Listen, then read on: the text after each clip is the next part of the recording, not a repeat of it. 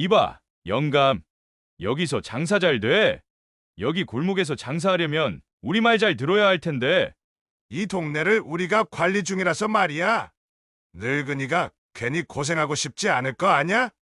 어느 작은 동네 골목에 위치한 자전거포는 사람들의 눈길을 그다지 끌지 않는 소박한 가게였어요. 낡은 간판에는 희미하게 자전거 수리 가능이라는 글자가 보였고 가게 안에서 기름 냄새가 은은하게 풍겨왔습니다. 그곳을 지키고 있는 이는 허리가 약간 굽은 노인이었고 그는 동네 사람들에게 그저 자전거포 할아버지라 불릴 뿐이었어요. 문이 삐걱 열릴 때마다 고요한 실내에 기름 묻은 장갑 소리만 정겹게 어우러졌지요. 동네 사람들은 그를 무뚝뚝하지만 따뜻한 분이라고 여겼습니다. 그러나 아무도 몰랐습니다. 그 노인이 과거에 특수부대 북파 공작원이었다는 사실을요. 사람들은 그저 허리 굽은 할아버지가 묵묵히 자전거를 고치며 살고 있다고 생각했어요. 알고 보면 그의 지난 날은 수많은 혹독한 훈련과 치열한 작전으로 가득했지요. 그러나 그는 저녁 후에 더 이상 자신의 존재를 드러내지 않기로 결심했습니다. 세월이 흘러 그의 이력은 자연스레 잊혔습니다. 국가도 주변 사람들도 심지어 본인조차도 그 시절을 깊게 언급하지 않았어요.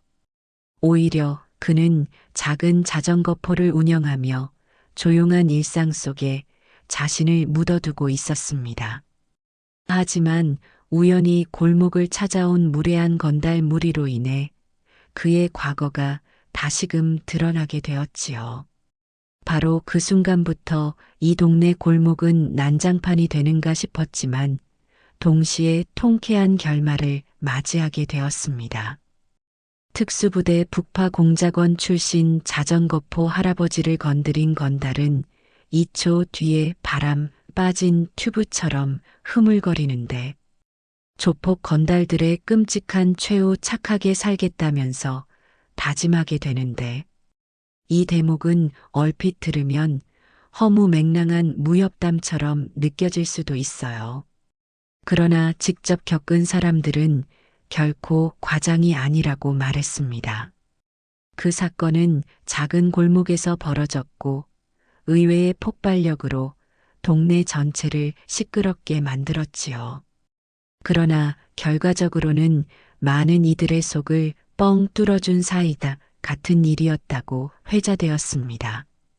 이야기는 그날 아침 평온한 자전거포 풍경으로부터 시작됩니다. 낡은 라디오에서는 옛날 가요가 잔잔히 흘러나오고 있었어요. 자전거포 할아버지는 바닥에 걸터 앉아 낡은 자전거 타이어에 새 튜브를 끼우고 있었습니다. 가게 앞에 드문드문 지나는 행인들 중 몇몇은 그를 향해 고개를 끄덕이며 지나갔지요. 할아버지는 고개를 끄덕여 인사를 받았고 다시 조용히 작업에 몰두했어요. 그렇게 한적하고 여유로운 공기가 감돌고 있었습니다. 그때 골목 초입에서 누가 봐도 심상치 않아 보이는 사내 3명이 천천히 들어섰습니다. 그들은 잔뜩 잇몸을 드러내며 비웃는 표정이었고 어깨를 으쓱거리며 거드름을 피웠어요. 머리를 짧게 깎은 한 사내는 검은색 재킷 주머니에서 담배를 꺼내 물더니 불을 붙이며 느긋하게 연기를 내뿜었습니다. 또 다른 사람은 눈매가 날카롭게 번뜩였는데 주변을 휙휙 둘러보며 뭔가 불만을 찾으려는 듯 보였지요. 가장 덩치가 큰 사내는 한 걸음 걸을 때마다 신발 굽이 돌바닥을 거칠게 긁는 소리를 냈습니다. 그들은 자전거포 문 앞에 멈춰 섰어요. 그리고는 문짝을 과도하게 세게 밀고 들어오듯 안으로 들어섰습니다. 이봐, 영감. 여기서 장사 잘 돼? 제일 앞에 서 있던 사내가 자전거포 할아버지를 향해 비웃는 투로 말을 걸었어요. 낯선 이들이 시비조로 던지는 질문이었지만 할아버지는 잠시 침묵하다가 천천히 고개를 들었습니다. 할아버지는 그들을 잠자코 바라보았어요. 눈빛은 흔들림이 없었고 나이는 들어 보이지만 어딘가 날카로운 기운이 서려 있었습니다. 그러나 목소리는 낮고 차분했습니다. 손님이 필요한가? 그 말은 분명 예의를 갖춘 존댓말이었는데 왠지 차가운 기운이 깃들어 있어 건달들에게 묘한 압박을 줬지요. 건달들은 처음에는 그 노인의 태도가 우스워 보였어요. 젊고 힘 좋은 자신들을 보고도 별로 기가 죽지 않는 모습이 어색하게 느껴졌습니다. 여기 골목에서 장사하려면 우리 말 잘 들어야 할 텐데? 가장 키가 큰 사내가 계단을 주먹으로 툭 치며 목소리를 낮춰 협박 섞인 말을 내뱉었어요. 그는 옆에서 담배를 피우고 있는 사내와 눈짓을 주고받으며 가볍게 웃었습니다. 이 동네를 우리가 관리 중이라서 말이야. 자전거포 할아버지는 모자를 벗고 흰 머리를 살짝 정돈했어요. 그리고 자신의 무릎 앞에 놓여 있던 자전거 휠을 조용히 세워두었습니다. 물기를 닦아낸 천을 구석에 두고 자리에서 일어나 골반에 손을 얹었어요. 그는 노년의 체구였지만 자세가 반듯하게 곧았습니다. 다만 골목 끝에서 살랑이는 바람에 낡은 간판이 흔들리는 소리만이 이상하게 크게 들렸습니다. 건달 세 사람은 아직도 할아버지를 얕잡아 본 듯 보였어요. 우리가 얼마나 친절하게 관리해 주는데 대가를 좀 내면 모든 게 평온해질 텐데 말이지. 이봐, 째째하게 굴지 말고 우리 편하게 해주면 서로 좋아. 늙은이가 괜히 고생하고 싶지 않을 거 아냐. 그들은 이런 식으로 자잘한 보호비를 받아내며 동네 곳곳을 전전해 왔습니다. 주변 상인들도 달갑진 않았지만 골목의 질서가 어긋나는 걸 두려워해 울며 겨자 먹기로 협력할 때가 많았지요. 그런데 이 자전거포 할아버지는 말없이 그저 종이에 묻은 기름 자국을 만지작거릴 뿐이었습니다. 공포에 떨 줄 알았는데 생각보다 전혀 흔들리지 않으니 건달들 마음이 언짢아졌어요. 그래서 그중 한 명이 과감하게 가게 안을 둘러보며 실내를 발길로 툭툭 건드렸습니다. 한 사내가 자전거 한 대를 발로 밀어 넘어뜨렸어요. 철제 프레임이 바닥에 부딪히며 둔탁한 금속 소리를 냈습니다. 그 소리에 할아버지의 미간이 아주 살짝 찌푸려졌어요. 그러나 그는 여전히 차분하게 한 발을 앞으로 옮겼습니다. 조심해야지요. 그 말이 떨어지기 무섭게 가장 먼저 자전거를 발로 찼던 사내가 발등을 움켜쥐고 신음을 흘렸습니다. 어느새 할아버지는 번개처럼 움직여 그의 급소를 정확히 가격했고 사내는 2초 정도 그대로 경직되었다가 이내 바람 빠진 튜브처럼 흐물거렸지요. 바로 이것이 사실상 시작이자 끝이기도 했습니다. 살아있는 전설이라 불리던 특수부대 출신이 가만히 있었던 게 아니라 때를 기다리고 있었던 것이었습니다. 두 번째 사내가 뒤늦게 눈치채고 달려들었지만 이미 할아버지는 허리를 낮춰 그의 몸통 옆구리에 무섭게 파고들고 있었어요. 짧은 순간에 두 사내가 눈을 뒤집고 쓰러졌습니다. 마지막으로 남은 사내는 겁에 질려 뒷걸음질 치다가 문지방을 넘어 비틀거렸어요. 그는 비명을 지르며 바깥으로 나가려 했는데 할아버지는 번뜩이는 손짓으로 그의 팔을 잡아채 버렸지요. 다시는 이 근처에 오지 말아요. 단호하면서도 낮은 목소리였지만 그에 담긴 힘은 건달을 완전히 제압해버리는 기세였습니다. 누구야 당신. 마지막 사내가 간신히 말을 잇자 할아버지는 아무런 대답 없이 그를 놓아주었어요. 그러고는 바닥에 널브러진 건달들을 내려다보면서 잠시 숨을 고르듯 가만히 섰습니다. 눈빛은 서늘했지만 굳이 그들을 더 다그치지는 않았어요. 내가 누군지는 중요하지 않아요. 이후 곧장 자리를 뜬 건달들은 몇 시간 뒤 더 큰 무리를 불러서 자전거포를 포위했지요. 건달 두목까지 직접 출동했다는 말이 돌았는데 그는 동네를 꽤 오래 주름잡던 인물이었습니다. 키가 크고 위협적인 외모였지만 무슨 이유에서인지 얼굴에 긴장감이 역력해 보였어요.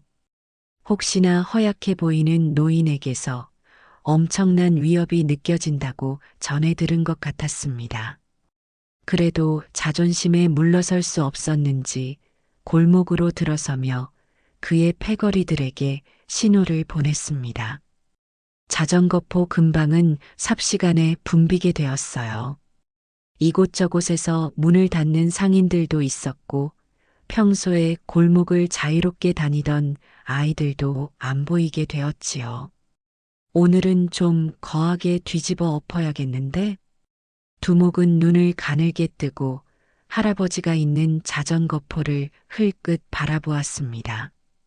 그러나 그때 할아버지가 가게 안에서 태연히 걸어 나와서 마치 옛 동지들과 교신하듯 휴대용 무전을 다루는 듯한 포즈를 취했어요. 사실 그가 쥐고 있던 것은 낡은 라디오였는데 북파 공작원 시절을 떠올리게 하는 자세였다고 동네 사람들은 이야기했습니다. 할아버지는 굳은 표정으로 그 무리를 바라보더니 골목을 한 바퀴 훑어보는 눈빛을 보냈어요. 마치 어떤 각도에서 공격이 들어올지 모두 계산하고 있다는 듯 보였습니다. 두목과 그 패거리들은 왠지 모르게 주눅드는 느낌을 받았지요. 그러나 자존심 때문에 서로의 눈치를 살피며 천천히 자전거포 주변을 에워쌌습니다. 이봐, 영감. 좀 전에는 우리 애들을 아주 골탕 먹였다고 들었네. 그래서 내가 직접 나왔는데 봐주면 좋겠어. 두목은 달라붙는 말투로 연신 비꼬았습니다. 할아버지는 잠시 대답하지 않고 시계를 흘끗 봤어요. 시간을 확인한 뒤 할아버지는 골목 바닥에 시선을 떨구었습니다. 그리고 가만히 허리를 숙여 무엇인가 주워들었지요. 그가 집어든 것은 작은 돌멩이였는데 아무렇지 않게 손바닥 위에서 굴리면서 대화를 시작했습니다. 내가 예전에 있던 곳에선 상대가 안 된다 싶으면 후퇴하는 것이 현명했지요. 그 말은 분명 권유처럼 들렸지만 듣는 이들에게는 묘하게 싸늘한 경고로 느껴졌습니다. 두목은 헛웃음을 지으며 뒤에 서 있던 부하들을 흘끗 돌아보았어요. 그들도 방금 전부터 기괴한 기분에 사로잡혀 있었습니다. 무작정 달려들기에는 뭔가 석연찮았고 그렇다고 물러나자니 체면이 서지 않았습니다. 결국 두목은 강압적인 방법을 택하기로 했지요. 좋아. 그럼 우리 힘 좀 볼까? 다들 움직여. 건달 10댓명이 일제히 뛰쳐나와 할아버지를 에워쌌어요. 그 순간 자전거포 할아버지는 마치 전투에 임하는 특수부 대원처럼 자세를 낮추고 이미 시선을 네 군데로 나누어 주변을 살펴보고 있었습니다. 가장 먼저 달려든 사내의 손목이 손쉽게 꺾였고 그는 비명을 지르며 땅바닥에 나가 떨어졌지요. 할아버지는 거기서 멈추지 않고 옆에서 달려드는 또 다른 사내의 급소를 주먹으로 정확히 가격했습니다. 그들은 픽 쓰러지고 바람 빠진 튜브처럼 몸을 제대로 가누지 못했어요. 두목은 눈을 부릅뜨며 이게 뭐야? 하고 소리쳤어요. 그러나 할아버지는 말을 잇지 않고 다음 공격에 대비하듯 몸을 빙글 돌려 뒤편의 건달 둘을 연속으로 제압했지요. 이들은 여러 명이 동시에 공격했음에도 불구하고 순식간에 제압당한다는 사실에 경악을 금치 못했습니다. 저 노인 뭐야 대체? 건달들 목소리에 두려움이 묻어나기 시작했어요. 할아버지의 동작은 정확했고 군더더기가 없었지요. 그동안의 은둔 생활 때문인지 나이는 들었지만 실전 경험이 몸 깊숙이 배어 있었습니다. 특수부대 시절 밤낮을 가리지 않고 행군하며 얻은 근력과 기술은 결코 녹슬지 않았지요. 어느새 할아버지는 단숨에 골목 안쪽을 휩쓸고 건달들을 일렬로 쓰러뜨리며 헐떡이게 만들었습니다. 마침내 남아있던 몇몇 사람은 공포에 질려 스스로 뒤로 물러났어요. 두목은 말없이 이를 갈며 가슴팍을 움켜쥐고 숨을 몰아쉬었습니다. 자신이 우세할 거라 믿어 의심치 않았는데 상황이 완전히 뒤집힌 것이지요. 젠장 뭘 얼마나 배운 거야. 그는 할아버지를 노려보았지만 이미 동료들이 전부 나가떨어진 상황이라 어찌할 도리가 없었습니다. 할아버지는 쓰러진 이들을 힐끗 보고 두목에게 차분한 음성으로 말을 걸었어요. 여기서 멈추는 것이 당신들에게 좋을 거예요. 무리를 부려봐야 더 큰 다침만 있을 뿐입니다. 그 말이 얄밉게 들렸는지 두목은 더 이상 참지 못하고 곧장 주먹을 치켜들었어요. 그러나 그의 공격이 채 닿기도 전에 할아버지는 순식간에 그의 목덜미를 비틀듯 제압했습니다. 그 자세는 상상도 못할 정도로 재빠른 것이었지요. 두목이 숨을 헐떡이며 그대로 땅바닥에 주저앉았어요. 할아버지는 그를 봐주기라도 하듯 이번에는 가볍게만 제압하고 팔을 놓아주었습니다. 그렇지만 두목은 이미 전의를 상실한 눈빛을 하고 있었지요. 주변 건달들도 일어서지 못한 채 신음을 흘리고 있었습니다. 골목은 잠시 조용해졌어요. 그때 이 광경을 지켜보던 몇몇 이웃이 조심스럽게 문을 열고 나와서 쓰러진 조폭들을 구경했지요. 어머, 저게 무슨 일이래요? 저 늙은 분이 저 많은 건달들을 다 해치웠단 말인가. 사람들은 웅성거리며 서로의 눈을 마주쳤습니다. 할아버지는 일어난 김에 쓰러진 조폭 중 한 명에게 1000조각을 건네며 상처에 대고 누르고 있으면 조금 덜 아플 거예요. 하고 말했어요. 그는 무력화시켜 놓고도 상대를 돌보는 여유를 보여주었습니다. 그 광경에 조폭들도 황당해하면서도 묘하게 감사하는 감정이 뒤섞인 표정을 보였지요. 결국 두목은 턱을 부여잡고 헝클어진 머리카락을 쓸어내리며 투덜거렸습니다. 이게 말이 돼. 쓰러진 부하들을 하나둘 일으켜 세우며 두목은 어떻게든 위신을 지키려 했어요. 그러나 이미 그들에게 저 노인의 존재는 범접할 수 없는 괴물처럼 각인되었다고 볼 수 있었습니다. 우리는 이제 어쩌나. 이 동네에는 더 못 들어오겠어. 더 이상 반항할 기운도 남아있지 않았습니다. 그때 마침 골목 반대편에서 경찰차가 오는 듯한 사이렌 소리가 희미하게 들렸어요. 어떤 사람이 신고를 했는지 혹은 동네에 순찰 도는 경찰이 이상한 기운을 감지했는지 알 수는 없었습니다. 두목과 부하들은 순간 또 긴장했지만 여기서 경찰에 붙잡히는 것보다 차라리 빨리 도망치는 게 낫다고 판단했지요. 결국 그들은 일제히 골목을 빠져나가기 시작했습니다. 두목은 떠나기 전에 돌아보며 지친 목소리로 말했어요. 당신 이 동네 절대 건드리지 않을 테니 잊어줘요. 다시는 안 오겠으니까. 할아버지는 대꾸하지 않고 그저 굳은 표정으로 그들을 바라보았어요. 그 시선에 무언의 경고가 깃들어 있었다고 사람들은 기억했습니다. 그리하여 건달 무리는 마치 쫓기듯 사라져버렸습니다.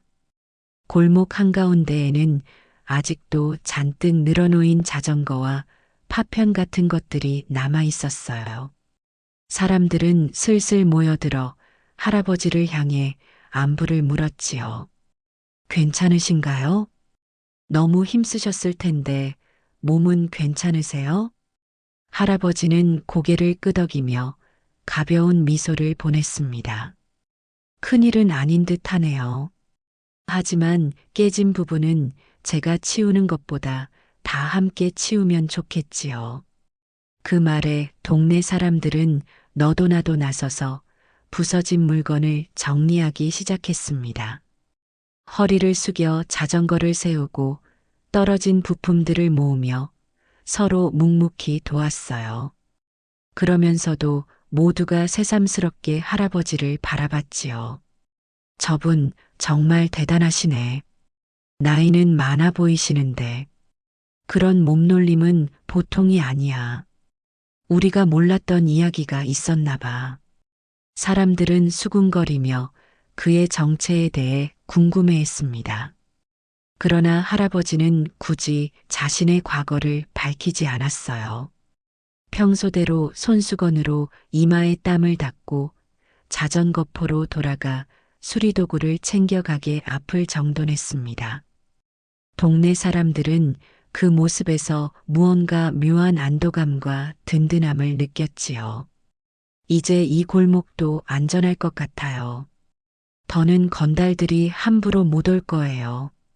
서로 격려하듯 나누는 말 속에 은근한 존경심이 담겨 있었습니다.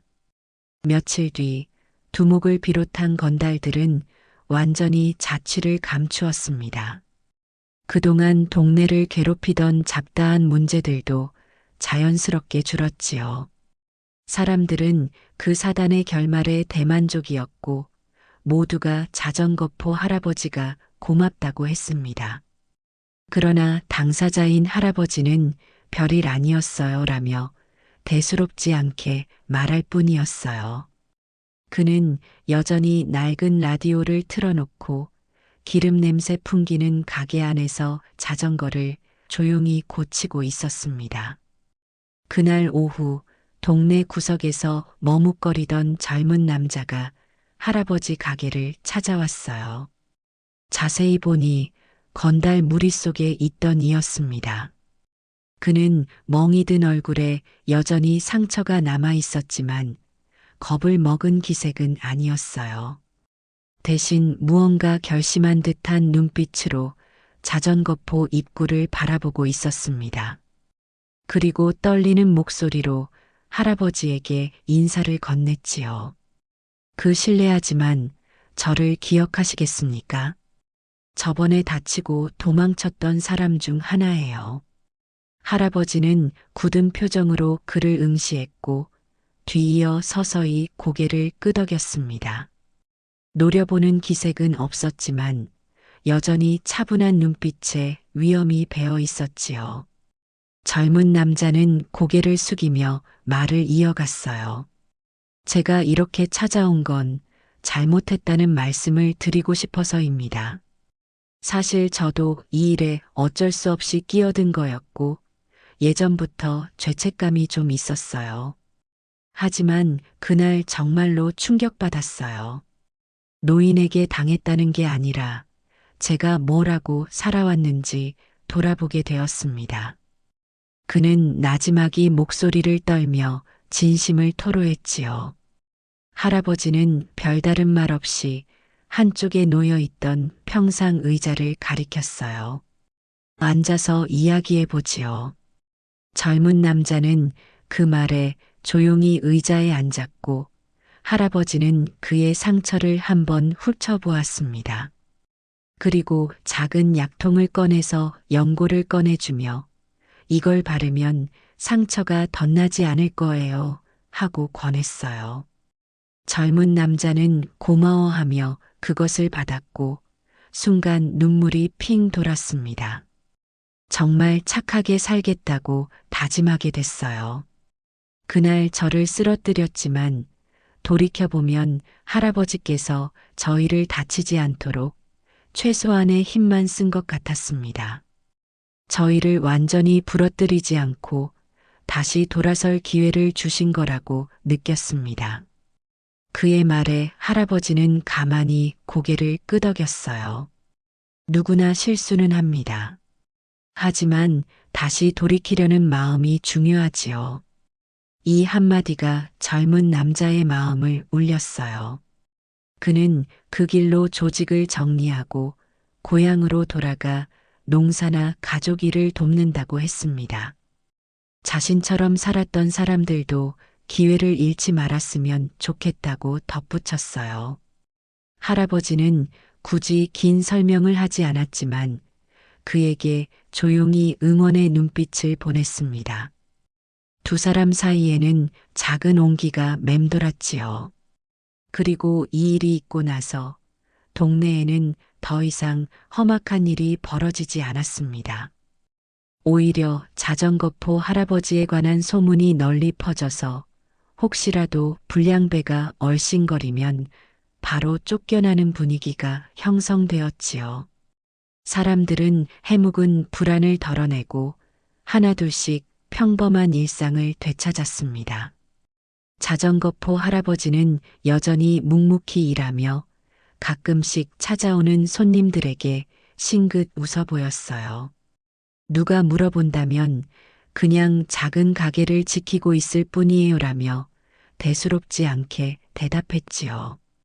그 후로도 동네가 종종 어렵거나 복잡한 일에 휘말릴 뻔할 때 할아버지의 이름이 자연스레 거론되었습니다. 그러나 정작 본인은 나서기보다 주민들이 힘을 모아 스스로 해결하도록 배려해주곤 했지요.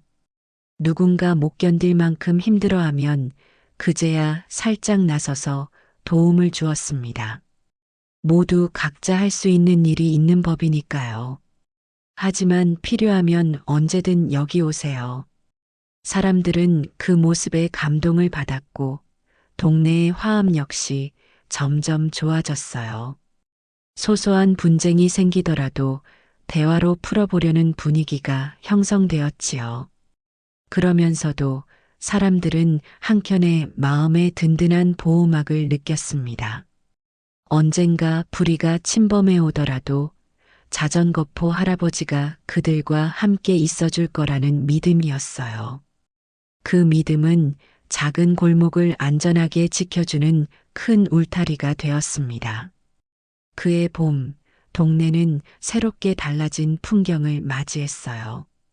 가게 간판들도 반짝반짝 수리되고 골목 곳곳에 예쁜 화분이 놓이기 시작했습니다. 아이들은 동네를 뛰어다니며 건강하게 자라고 어르신들은 서로 담소를 나누며 활기찬 하루를 보냈지요.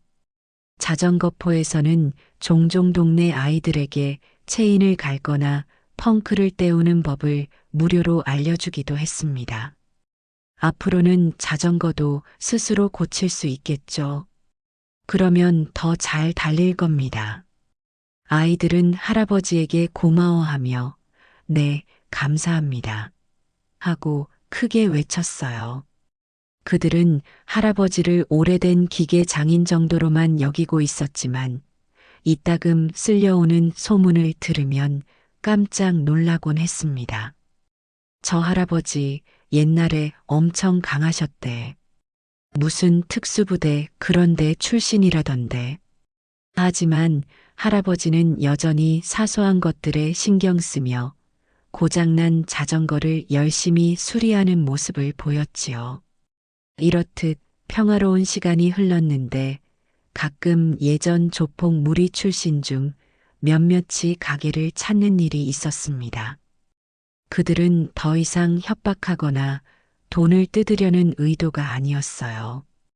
오히려 갈 곳을 잃고 방황하던 사람들이 어떻게든 새로운 삶을 살고 싶어 찾아온 경우였지요.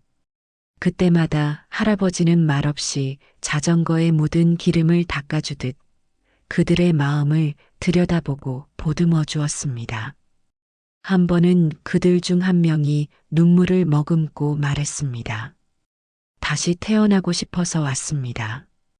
이 골목에서 저희가 저지른 일은 다 잊지 못하겠지만 그래도 할아버지께서 용서해 주실 수 있을지. 할아버지는 고개를 가로젓지 않았고 조용히 그 사람의 손을 잡아주었어요. 잊을 수 없다는 건 그만큼 진심이라는 뜻이지요. 이제는 어떻게 살아갈지를 생각해 보면 좋겠습니다.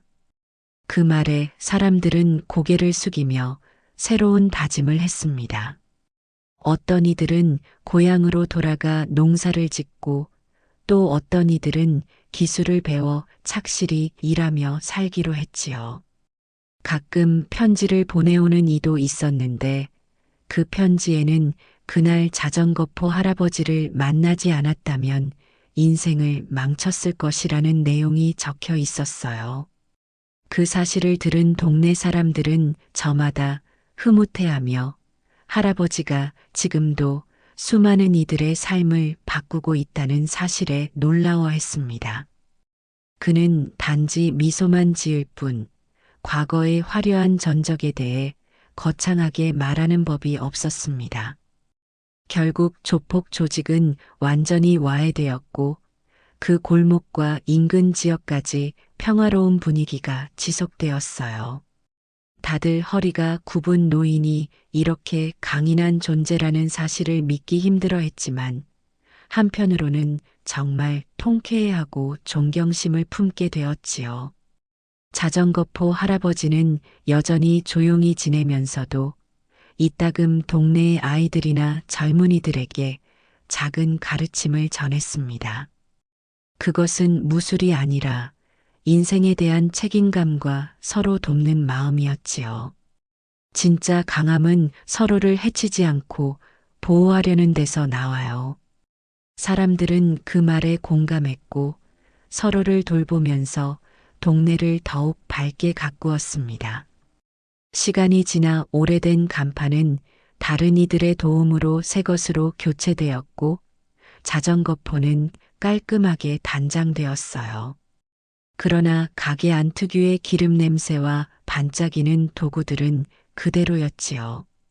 그것이야말로 할아버지가 쌓아온 세월의 흔적이었고 골목을 지키는 상징 같은 것이었습니다.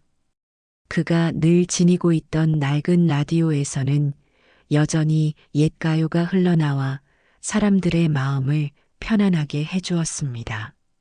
이렇게 평화가 깃들면서도 가끔은 그날의 전설이 새록새록 회자되곤 합니다.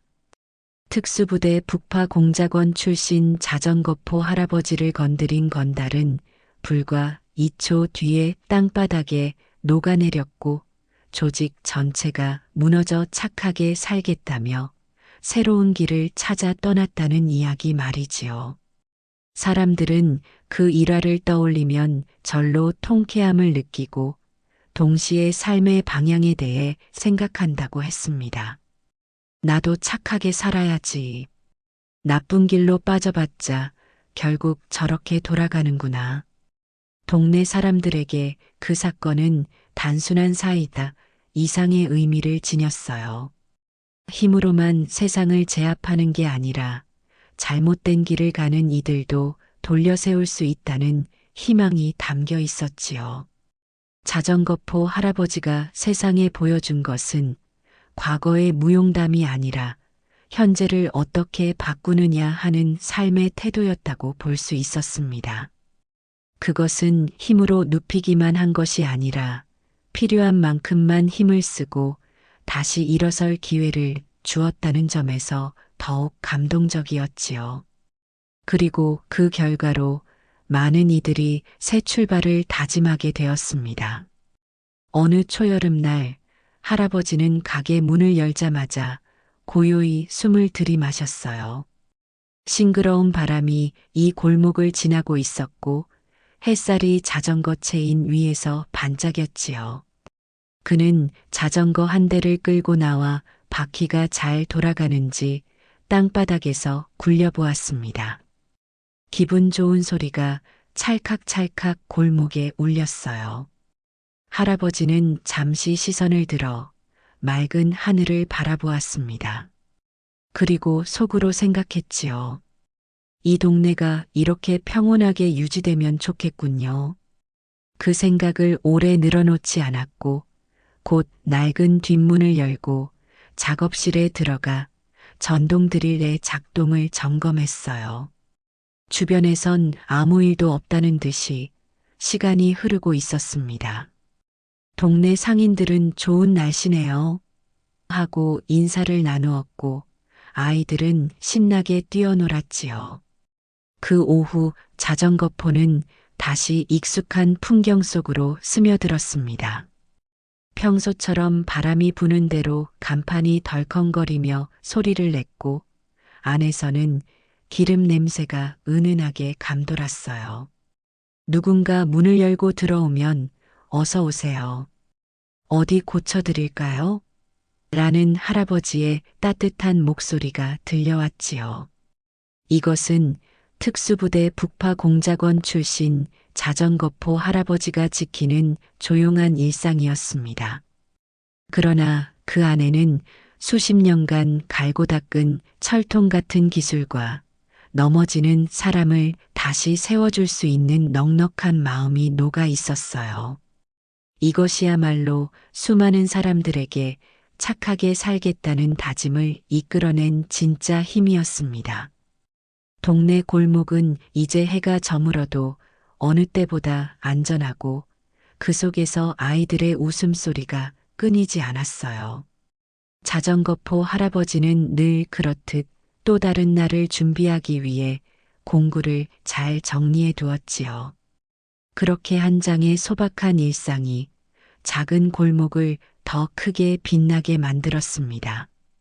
그 이후로도 세상은 변하고 시간은 흘러가겠지요. 하지만 자전거포에 스며드는 은은한 기름 냄새는 마치 사람들을 따뜻하게 감싸주듯 늘 같은 자리에서 지켜줄 것입니다. 이제 모두가 편안한 마음으로 그 옛날의 이야기를 떠올리며 말할 거예요. 특수부대 북파공작원 출신 자전거포 할아버지를 건드린 건달들이 뼈저리게 느꼈던 교훈이 더 많은 이들의 삶을 밝히는 이야기가 되었다고 전해집니다.